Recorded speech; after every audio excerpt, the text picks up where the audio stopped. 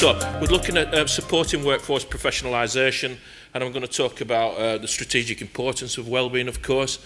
And one speaker already mentioned today that actually 80% or 80 to 85% of most budgets are on people, so it seems pretty common sense that we really concentrate on our people. Okay. We discussed this notion of a people fleet at one time, so likening it to other areas of business. So if you like looking at your people as in terms of any other resource and how you would treat that resource, that might be a good lens with which to view it. And I'll go on to that later on, but when we introduce notions of discretionary effort and psychological contract, you can perhaps see how that fits in. So the aims of the session is to establish how workforce can best be supported during periods of rapid change. I won't go into the rapid change, but I think the speakers today have really emphasised just what the police is going through. And George Casey summed it up quite well with his terminology of VUCA, in which he described this world of volatility, uncertainty, complexity and ambiguity. And I think that's really apt for policing at this moment.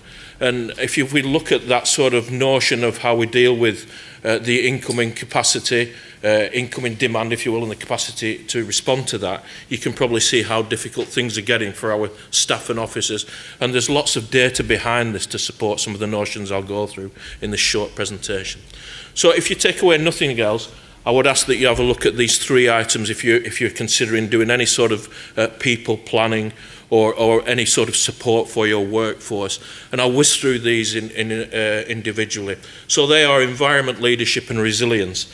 And on the end there, on your right-hand side, I've summed up what well-being facets there are. So that's psychological, physiological, sociological and financial, of course. And financial is pretty important to our staff. Earlier this morning, on our table in the first session, Andrea from Kent said about the environment. It was a really good statement, actually. He said, what we should do is create an environment that is so open and honest that people feel comfortable and empowered to ask for help. And I think that about sums it up. If we can create that sort of environment in our workplaces, we're halfway there with the well-being thing. The other side of things is leadership, and I'd simplify this, and I know there's lots of notions of leadership, but for me that's about knowing enough about your staff to be able to intervene quickly and effectively. So over in Lancashire we started off this thing about knowing your staff, knowing your stuff and knowing yourself, and I think that sort of sums it up quite well. Just in terms of the last one in there, personal resilience, for me there's two sides of resilience, and that is the ability to deal with the everyday life, the drip, drip, drip, if you like, of everyday life, having that personal resilience to be able to cope with that. And the second element is to be able to cope with adversity when that comes along too. So that's taking the point that at some point in all our lives, we'll come across things that we've never experienced before. And it's having that resilience in the bank to be able to deal with that when it comes along. So that's the takeaway. And of course, these slides will be made available at the end. Putting that into research, which is really important when you're looking at supporting the workforce, we look at things like, we call them 6 essentials here, which is the basis of some of the aspects of survey work that go to inform how we respond to those staff concerns that are raised through surveys and other engagement activities. And these are 6 ones that we look at, and some work I've done and some papers I've published on these, which look at resources, communications, control, balanced workloads, work relationships and job conditions. And underneath those 6 headings, there are items that probe how people feel about those in the workplace. So, and again, these are about feelings, perceptions and attitudes. They may not mirror what reality is. So I think speakers spoke about that already today. What people are reporting back to you might not be reality, but their attitudes and perceptions, so in a way it's their reality, so we must take cognizance of that. Over their organisational outcomes, of course, and with the nature of these transformation events, it's important to have that focus on the public. So they look at productivity and performance, which is important. Attendance, and it says there in brackets, sickness absence. But we also know there's other sorts of workplace manifestations that can be indicative of ill health in the workplace, such as presenteeism and indeed leavism, which the Federation have reported on just this week in their staff surveys from 2016. And just below that we have the individual outcomes, so productivity, morale and motivation are really important. And that all-important employer engagement as well. And when you're supporting the workforce, what that engagement looks like in your particular force. So that's a really important consideration as well. Moving on, that's what it sort of looks like if you look at a results dashboard, and you can see that that's how we look at it in terms of what we actually do about these things, and the business outcomes at their end that are really important. And again, the asset work looks at those four areas that are indicative of resilience, so confidence, purposefulness, social support and adaptability as well. And underneath those, of course, there's further narrative that explains what to look for in that respect.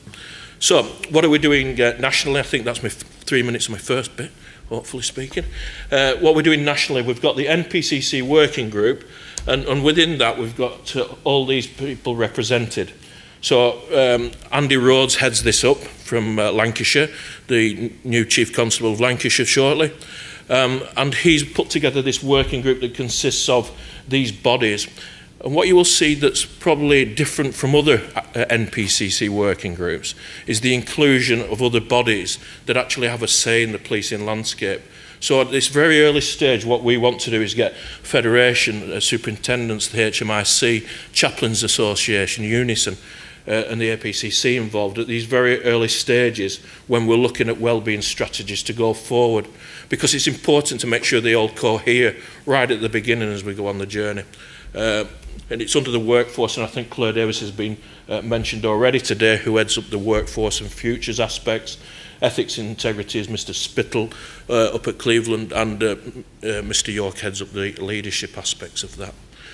The actual working group objectives for 2017 are again in support of what the college does, looking at the evidence base of what works. So on the What Works Centre, we put on the evidence of what's ongoing. And let me tell you, there's a lot of research going on up and down the country looking at well-being and aspects of well-being, aspects of resilience, how resilience fits into leadership, how well-being fits into ethics in terms of moral philosophy, meaning and purpose and those sorts of things. So they're really interesting aspects to look at. So when we looked at, first of all, evidence-based policing, you immediately spring to mind of criminology type research. Well, what we're doing now is taking that further afield and looking at actually research into human behaviours, research into workplace interventions, and really research into what works to make it better for our people to experience meaning and purpose in working life. You see, we had a PTSD conference that was held the week before last, and I'm going to talk about the Blue Light Wellbeing Framework briefly. And again, looking at research of effective interventions. So again, that's looking at what's worked, what trials have worked, what trials haven't worked as well, which is equally important. Do they work in each individual context as well? So context-specific research. So we already know that some research that's been carried out overseas doesn't really apply in the British police force scenario at the moment. So again, looking at why this may be so, and again, what we can do in response to that. So my final look in this short presentation is about the Blue Light Wellbeing Charter, Wellbeing Framework, apologies. And that looks at these things. And we've put it on a website called OK, which will go live in about 2 or 3 weeks' time. And the Wellbeing Framework is on there. I have a copy of it somewhere here. I brought a copy of it so you know it's actually for real. We have a foreword and the documents here. So that's going to go onto this website and it'll look like this.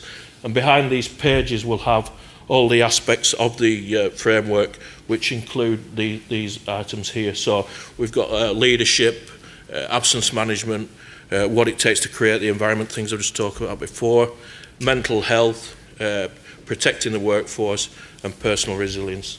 And underneath each of those headings, there is a to-do list or a list of suggestions that can actually impact on well-being, and they're taken off research that's been carried out into each individual aspect that this framework suggests. So take a look at that. Mr Rhodes has put a foreword on here, and really taking this seriously. He's saying that it's not an extra and add-on, and requires some sorts of elements of cultural change perhaps in some organisations to adapt to this. He's also suggested that resources are put aside to support the framework in its early days, and also the launch, when we actually launch it to everybody, that what we'll supply is some peer support to that launch too. So that's where we're going with that. Okay. There's a bit more further information on that, and I will finish off probably with taking some questions about any of that. But first of all, I will say that we've done an awful lot of work at the college on the area of wellbeing over the last 12 to 18 months. It's been very much supported, especially by Mr Marshall. I don't know if he's still in the room, but he's been very supportive of bringing this subject area into the college, and we've brought it an awful long way with college support over the last 12 months, which I particularly am grateful.